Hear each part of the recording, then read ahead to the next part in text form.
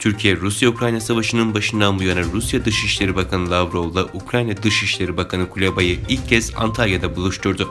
Dışişleri Bakanı Mevlüt Çavuşoğlu, Rusya ve Ukraynalı mevkidaşlarını Antalya'da bir araya getirdi. Ukrayna Dışişleri Bakanı Kuleba, üçlü görüşmenin akabinde yaptığı açıklamada Rusya ile ateşkeste ilerleme sağlayamadıklarını söyledi. Rusya Dışişleri Bakanı Lavrov, muhtemel Putin-Zelenski görüşmesini değerlendirdi. Lavrov, Putin temaslardan asla kaçınmaz dedi. ABD Temsilciler Meclisi Genel Kurulu'nda Ukrayna'ya yardım paketinde içeren ve hükümetin 30 Eylül'e kadar fonlanmasını sağlayan 1,5 trilyon dolarlık bütçe tasarısı 69 hayır oyuna karşılık 361 vekilin evet oyuyla kabul edildi.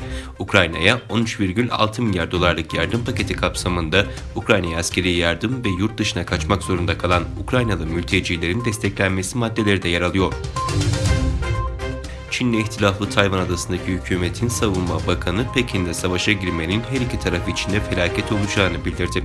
Bakan basın mensuplarına yaptığı açıklamada Tayvan Boğazı ve çevresindeki askeri hareketleri dikkatle izlediklerini belirterek kimse savaş istemiyor. Böyle bir ihtimali tüm boyutlarıyla düşünerek hareket etmek gerek. Eğer gerçekten savaş çıkarsa bu her iki taraf için de felaket olur dedi. Beyaz Saray sözcüsü Rusya'nın Ukrayna'da ABD'nin kimyasal ve biyolojik silah ürettiği iddialarını reddederek Rusya'nın Ukrayna'da kimyasal ya da biyolojik silah kullanabileceği uyarısında bulundu. Rus hükümeti yıl sonuna kadar teknoloji, telekomünikasyon, tıp, otomobil, tarım ve elektrik ekipmanlarının ihracatını geçici olarak yasakladı. Rus hükümetinden yapılan yazıda açıklamada 200'den fazla ürünün ihracatının 2022'nin sonuna kadar geçici olarak yasaklandığı duyuruldu.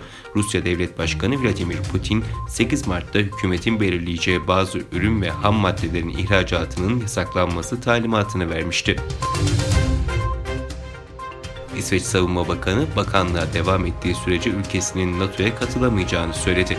Yakın bölgelerin güvenliği için İsveç'in NATO üyeliğine sıcak bakmadığını dile getiren bakan, İsveç'in askeri savunmaya tüm zamanların en büyük yatırımını yapacaklarını, gayri safi yurt içi hasılanın %2'sini savunmaya ayıracaklarını söyledi.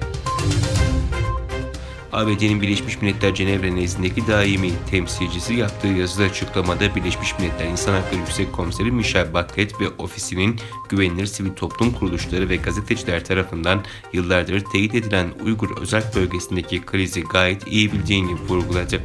Temsilci, Yüksek Komiser Bachelet'i Doğu Türkistan'a ilişkin mevcut ve uzun zamandır beklenen raporunu daha fazla gecikme olmaksızın yayınlamaya çağırıyoruz ifadesini kullandı.